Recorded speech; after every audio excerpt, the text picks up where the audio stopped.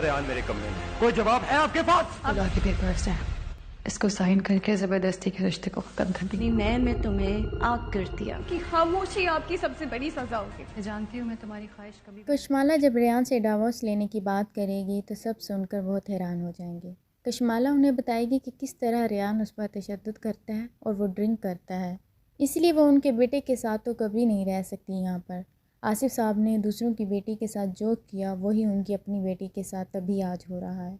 रेहान की मदद करके उन्होंने आयरा को तो नीचा दिखा दिया, मगर दूसरी तरफ उनकी अपनी ही बेटी कशमाला रेहान का शिकार हो गई। ज़ैद को भी जावेद के ज़रिए आखिरकार सब कुछ पता चल जाता है और वो सारा डाटा निकलवा लेता है और उसे मालूम हो जाएगा कि रेहान ही आयरा के कमरे में गया था और ये सब कुछ उसके बाप ने उससे छुपाया। ज़ैद जब सारे सबूत अपनी आंखों से देख कर घर आएगा तो रेहान को अपने घर पाकर वो शदीद गुस्सा हो जाएगा और यहाँ वो रेहान की अच्छी खासी पटाई भी लगा देता है।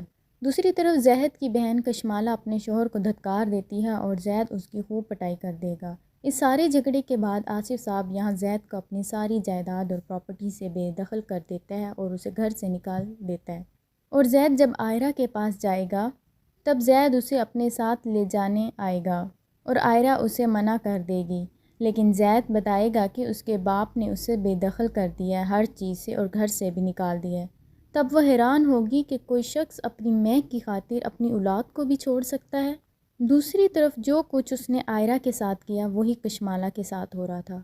कशमाला अपने बाप पर बहुत ज़्यादा गुस्सा हो गई कि उन्हीं की वजह से उनकी ज़िंदगी जहन्नम बन गई है। अगर वो खामोश ना रहते तो वो आज पुरसुकून ज़िंदगी गुजार रही होती।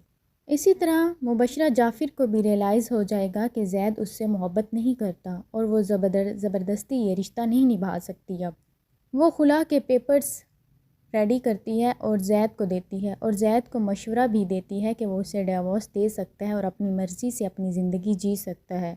तो नाज़रीन, आपको क्या लगता है कि वो इसे डिवोर्स दे देगा आयरा की खातिर या नहीं? अपनी राय का इजहार ज़रूर कीजिएगा। अगर आप अब चैनल पे न्यू हैं तो चैनल को सब्सक्राइब करना मत भूलिएगा। तब तक मिलते हैं, अपना ख्याल रखिएगा अगली वीडियो में। अल्लाह हाफ़िज़।